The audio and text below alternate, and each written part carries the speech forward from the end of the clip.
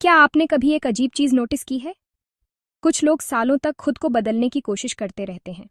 Books पढ़ते हैं, videos देखते हैं, सेमिनार अटेंड करते हैं, पॉडकास्ट सुनते हैं, खुद से नए वादे करते हैं और कुछ दिनों के लिए ऐसा लगता है जैसे सब कुछ बदलने वाला है। लेकिन फिर पता ही नहीं चलता कैसे वो वापस वहीं पहुंच जाते हैं जहां से शुरू किया था। वही डर, वही शंकाएं, वही असुरक्षाएं और कई बार वही जिंदगी। आखिर क्यों? ऐसा क्यों होता है कि कुछ लोग अपनी जिंदगी को पूरी तरह बदल देते हैं, जबकि कुछ लोग बार बार उसी पुरानी जिंदगी में वापस लौट जाते हैं? यही सवाल एक इंसान को सालों तक परेशान करता रहा। और सबसे दिलचस्प बात, वो साइकोलॉजिस्ट नहीं था, वो थेरेपिस्ट नहीं था, वो न्यूरोसाइंटिस्ट भी नहीं था। वो एक प्लास्टिक सर्जन था। और एक दिन उसने कुछ अजीब नोटिस किया कि उसने ह्यूमन बिहेवियर को समझने का पूरा तरीका ही बदल दिया। क्योंकि उसके कुछ पेशेंट्स ने लाइफ चेंजिंग सर्जरी करवाई। उनका अपीयरेंस बदल गया, उनके चेहरे बदल गए, उनके लिए नए अवसर खुल गए, उनका कॉन्फिडेंस अचानक बढ़ गया और उनकी पूरी जिंदगी ट्रांसफॉर्म हो गई। लेकिन फिर कुछ और पेशेंट्स आए जिन्होंने उतनी ही ड्रामेटिक सर्जरी करवाई, उतना ही बड़ा फिजिकल ट्रांसफॉर्मेशन हुआ, लेकिन कुछ भी नहीं बदला। उनका चेहरा बदल गया, लेकिन उनकी इनसिक्योरिटी वहीं रही, उनका सेल्फ डाउट वहीं रहा, उनका कॉन्फिडेंस कभी नहीं आया और उनकी जिंदगी लगभग पहले जैसी ही रही। एक इंसान को नया चेहरा मिला, लेकिन वो अब भी उसी पुराने इंसान की तरह जी रहा था।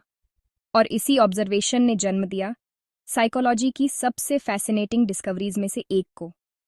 एक ऐसी डिस्कवरी जो शायद ये एक्सप्लेन कर सकती है कि आप बार बार उन्हीं प्रॉब्लम्स में क्यों वापस चले जाते हो, जबकि आप दिल से चेंज होना चाहते हो। मैक्सवेल माल्ट्स ने इसे नाम दिया था सेल्फ इमेज। इसे एक इनविजिबल फोटोग्राफ की तरह सोचिए, एक ऐसी तस्वीर जो आपका ब्रेन आपके बारे में कैरी करता है। और यहाँ सबसे अजीब बात आती है, आपके ब्रेन को इस बात से कोई फर्क नहीं पड़ता कि यह तस्वीर एक्यूरेट है या नहीं। उससे सिर्फ एक चीज से फर्क पड़ता है, क्या यह फैमिलियर है? अगर आपका सेल्फ इमेज कहता है मैं अट्रैक्टिव नहीं हूं, तो आपको उसका प्रूफ मिल जाएगा।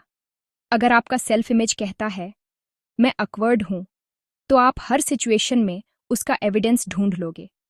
अगर आपका सेल्फ इमेज कहता है मैं एनफ नहीं हूं, तो आप पूरी जिंदगी को उसी लेंस से देखोगे।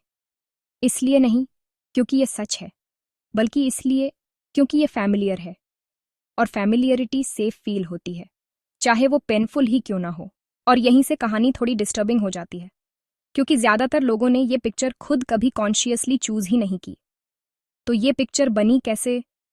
थोड़ा अपने बचपन में वापस चलिए, गोल्स से पहले, एम्बिशंस से पहले, सक्सेस और फेलियर से पहले। जब आप खुद को भी प्रॉपरली नहीं जानते थे, तब भी लोग आपको बता रहे थे कि आप कौन हो। तुम शाय हो, तुम स्मार्ट हो, तुम एवरेज हो, तुम डिफिकल्ट हो, तुम रिस्पॉन्सिबल हो, तुम स्ट्रांग हो। अब एक इंटरेस्टिंग सवाल, जब एक बच्चा सालों तक अपने बारे में एक ही बात सुनता रहे, तो क्या होता है? जवाब फैसिनेटिंग है। ब्रेन यह नहीं पूछता क्या यह सच है, ब्रेन पूछता है मैं ये कितनी बार सुन रहा हूं। क्योंकि ब्रेन रिपीटिशन पर फोकस करता है, ट्रुथ पर नहीं। और धीरे धीरे वो बातें ओपिनियंस लगना बंद हो जाती हैं और फैक्ट्स लगने लगती हैं। शुरू में कोई और कहता है तुम स्ट्रांग हो, सालों बाद आप खुद से कहते हो मुझे हेल्प नहीं मांगनी चाहिए। शुरू में कोई और कहता है तुम रिस्पॉन्सिबल हो, सालों बाद आप रेस्ट करते वक्त गिल्टी फील करते हो।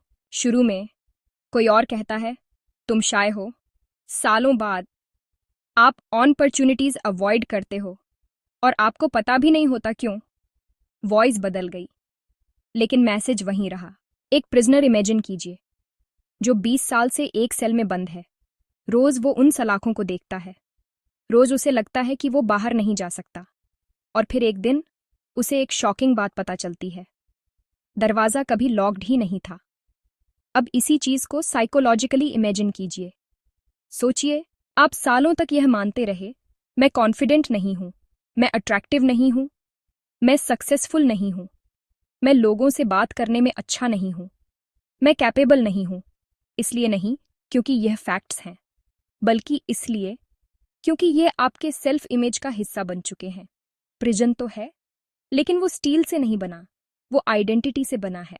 माल्ट्स की एक पेशेंट सालों तक यह मानती रही कि वो अनअट्रैक्टिव है। लोग उसकी तारीफ करते थे, उसे कॉम्प्लीमेंट्स मिलते थे, लोग उसे एडमायर करते थे। हर एविडेंस उसकी बिलीफ के अगेंस्ट था। फिर भी कुछ नहीं बदला। क्यों? क्योंकि रियलिटी और आइडेंटिटी के बीच लड़ाई चल रही थी, और आइडेंटिटी जीत रही थी।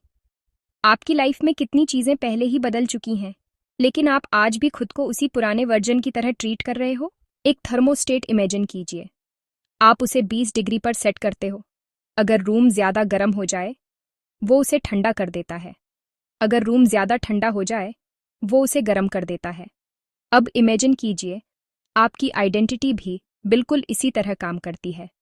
अगर आपका सेल्फ इमेज कहता है, मैं सक्सेसफुल नहीं हूं, और सक्सेस आपकी लाइफ में आना शुरू हो जाए, तो आपका ब्रेन अनकंफर्टेबल फील करने लगता है। अचानक आप प्रोक्रेस्टिनेट करने लगते हो, ओवरथिंक करने लगते हो, खुद पर डाउट करने लगते हो, पीछे हटने लगते हो। इसलिए नहीं क्योंकि आप सक्सेस से नफरत करते हो, बल्कि इसीलिए क्योंकि आपकी आइडेंटिटी वापस फैमिलियर जगह पर लौटना चाहती है। क्या हो अगर सेल्फ सबोटाज सेल्फ डिस्ट्रक्शन नहीं है? क्या हो अगर सेल्फ सबोटाज आइडेंटिटी प्रोटेक्शन हो? अगर ये सच है, तो सब कुछ बदल जाता है। माल्ट्स अक्सर एथलीट्स की बात करते थे। सालों तक लोग मानते रहे कि कुछ परफॉर्मेंस बैरियर्स इम्पॉसिबल हैं। फिर एक एथलीट ने वो बैरियर तोड़ दिया, और अचानक दूसरे एथलीट्स भी वही करने लगे। क्या उनकी मसल्स रातों रात बदल गई थीं? नहीं, उनकी आइडेंटिटी बदली थी। उनके दिमाग को एक नया इंस्ट्रक्शन मिला था, ये पॉसिबल है। और जब माइंड ने पॉसिबिलिटी एक्सेप्ट कर ली, तो बॉडी ने फॉलो करना शुरू कर दिया। अब अपनी लाइफ के बारे में सोचिए। कितनी लिमिट्स सच में रियल हैं, और कितनी लिमिट्स सिर्फ साइकोलॉजिकल सीलिंग्स हैं, जिन्हें आपने कभी क्वेश्चन ही नहीं किया।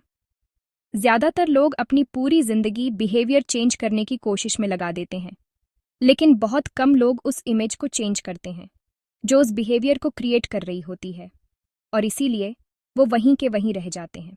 क्योंकि आप उस आइडेंटिटी को कंसिस्टेंटली आउट परफॉर्म नहीं कर सकते जिसे आप सीक्रेटली अपनी रियलिटी मानते हो।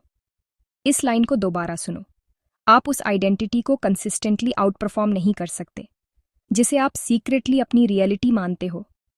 हो सकता है आपकी सबसे बड़ी लिमिटेशन आपकी इंटेलिजेंस ना हो सकता है वो आपका पास्ट ना हो सकता है वो आपकी सर्कमस्टांसेस भी ना हो सकता है वो एक पुरानी तस्वीर हो, एक ऐसी तस्वीर जिसे आप इतने सालों से कैरी कर रहे हो कि आपने उसे रियलिटी समझ लिया है। और हो सकता है आप बार बार उसी जिंदगी में वापस इसलिए लौट जाते हो क्योंकि आपका एक हिस्सा अब भी उस वर्जन के प्रति लॉयल है, जो वर्जन अब एग्जिस्ट ही नहीं करता। दुनिया की सबसे डेंजरस प्रिजन कंक्रीट से नहीं बनती, स्टील से नहीं बनती, वो आइडेंटिटी से बनती है। और उस प्रिजन की सबसे डरावनी बात यह है कि वो बिल्कुल आपकी तरह फील होती है। तो आज रात सोने से पहले खुद से एक सवाल पूछना, मेरे बारे में ऐसी कौन सी बिलीफ है जिसे मैंने कभी क्वेश्चन ही नहीं किया? क्योंकि हो सकता है उसी सवाल का जवाब उस इनविजिबल आइडेंटिटी को एक्सपोज कर दे जो इतने सालों से चुपचाप आपकी पूरी जिंदगी को शेप कर रही है। और एक बार जब आप उसे देख लोगे, तो शायद आप कभी पहले जैसे नहीं रहोगे। या अगर आप इस बुक को डिटेल में जानना चाहते हो, तो इसका लिंक डिस्क्रिप्शन में है। And if you like this video, then tell me in the comment section.